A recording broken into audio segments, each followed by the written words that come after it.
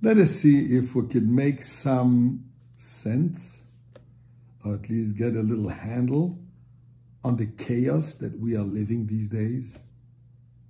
It's been 3 months that we're dealing with an invisible enemy. We thought, or some people thought, or some people wanted to think, that finally we're getting a handle on it. Doesn't sound like it yet, notwithstanding the fact that some places are opening up and governments are trying to encourage the opening up of certain things. There's obviously so much uncertainty and so much unknown that it's obvious that we're dealing with an unknown situation.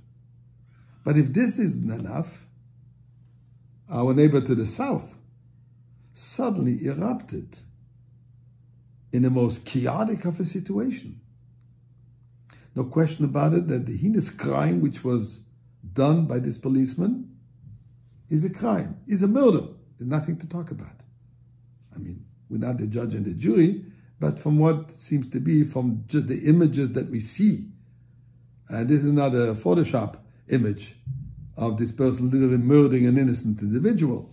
And I'm sure, or I would like to be sure, that the law will take care of this individual. I should actually call him, if found guilty of this murderer.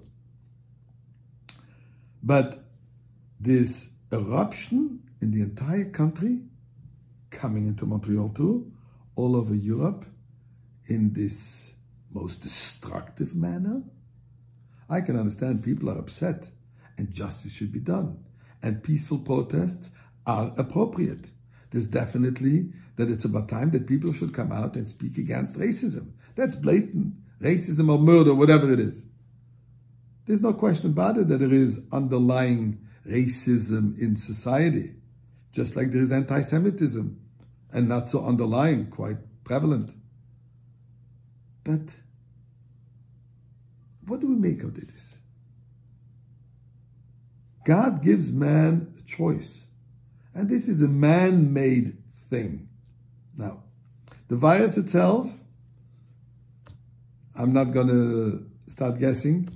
Is it a man-made virus? Is it a purpose-made virus? There's definitely been a neglect or a purposeful neglect by our wonderful Chinese or Russian friends. But I would still say that this is a God plague sent. But this thing is man-made. This eruption is destructive eruption. And also the lack of cohesive reaction from leadership is mind-boggling. So where do we go find direction? In Torah. So I want to share with you a piece of Talmud. And the Talmud says in the Gemara Sanhedrin, where it talks about the moments prior to the ultimate redemption. And there it says the following. Amar le Rav Nachman Rav Yitzchak, Rav Yachman says to Rabbi Yitzchak. And that's in the Tractate Sanhedrin, page 96, bottom folio B, and basically 97. And Rav Nachman asks a question to Rabbi Yitzchak. Mishmi alach emas bar nafli. Do you have any idea when bar nafli, the son of the fallen one, the one who fell, do you know when he's coming? Rabbi Yitzchak looks at him. Who fell? What are you talking about? And he tells him, Mashiach. When is Mashiach coming? So Rabbi Yitzchak asks him and looks at him and says, why are you exactly calling him the one who fell? Isn't there a more appropriate name, term, adjective to Mashiach? He says, no, I base it on a verse. The pasuk in Amos, the prophet Amos says, by Yoimahu, on that day, Akim, I will resurrect, I will re-strengthen, I will rebuild. As Sukkah's David Anefeles, the Sukkah, the abode of King David that fell, there he refers to the temple, to the Bet HaMikdash, but he's talking about the terms of David. It doesn't say at Bet HaMikdash, but it's saying, in other words, the descendant of David, who is going to be the one who is going to rebuild the temple. By Yom Hahu, on that day, I will Akim, I will bring it up again. I will reestablish the temple of David, the fallen one. So therefore he says, we see that we're referring to Moshiach prior to his establishing the fallen one. Okay, so that's his question. The one that fell.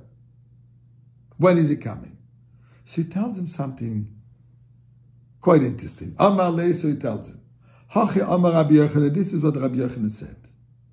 Dorsha ben David bought the generation that Moshiach is revealing himself, is coming.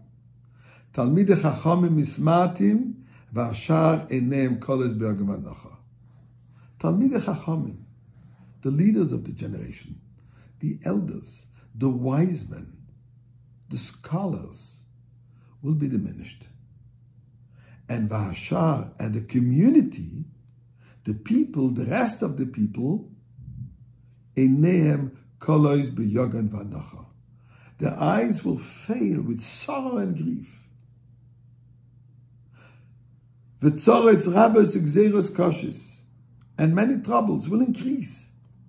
There's going to be one harsh decree after another. While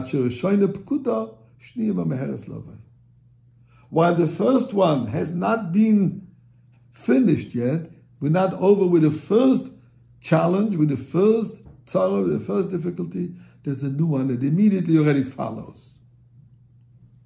Friends, let's reflect together. We're in a time of tremendous uncertainty, of tremendous upheaval, of tremendous pain and sorrow, loss of so many thousands of lives.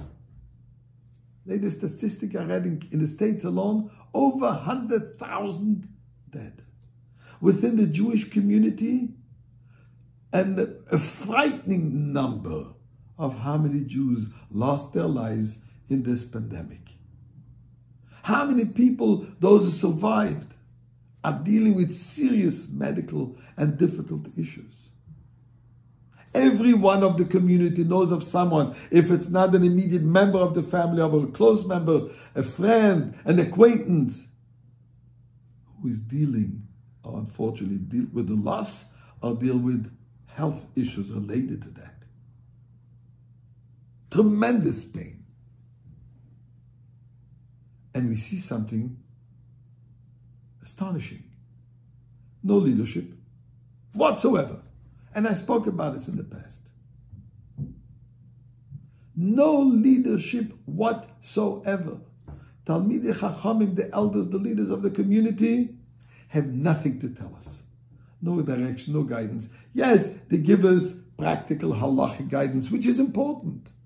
But I'm talking in terms of what is expected, what we need to do to get rid of it. Nothing. Nada. Absolutely nothing. But then we see something else. And the people, they're looking for leadership. And here we see something phenomenal. While they're looking for leadership, the people, grassroots, have come out and done heroic acts. It's a simple people out there helping, giving, lending hand, reaching out to people in need without any leadership directing us. Chaos. We thought we're getting a handle, or somehow we're getting a little bit of handle on this issue. Total eruption. What does leadership do? Gets back, moves back. Either in flames or does absolutely nothing. That's not leadership. People are going out and demanding justice. Some of them are doing it in the right way. Unfortunately, there's always those opportunist anarchists who see for an opportunity to vent their anger, vent their frustration in a destructive manner.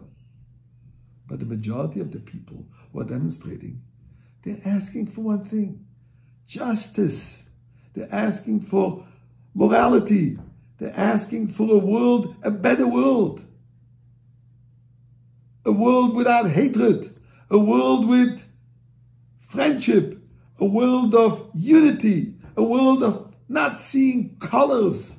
A world of seeing the beauty of the mosaic of God's creation. God created people with different colors and different facial images of expressions, etc. Shem, Ham, and Yafes are the first three sons of Noah, which are the fathers of all of humanity, with differences. Same father. The people are asking for justice. The people are asking for peace and harmony. Unfortunately, as I said, it's been marred by a number of aggressive individuals. But when you look at the message, that's what it says. The Talmud says, leadership, forget it. There isn't any. The people want change. The people want leadership. From whom? Bar Nafli, the one who fell. In other words, the one who is capable of leading, but at the moment, temporarily, he fell. Let's just think for a moment. 30 years ago, when the world was in turmoil, 28 years ago, 1991, the Gulf crisis, where the whole world was in fear, the Rebbe came out with a powerful statement, nothing to fear, this is what's going to happen, this is what we need to deal with. Unfortunately, it's been a number of years now that we don't hear that voice. For us to know, says the Talmud, Bar Nafli, he just fell for a moment. Way too long though. But Mashiach is coming. But from this chaos, from this uncertainty, Yakum as Sukkah's David Anafalis, I will reestablish the fallen temple, the fallen leader. May God help us that this should reveal itself, should be reestablished now.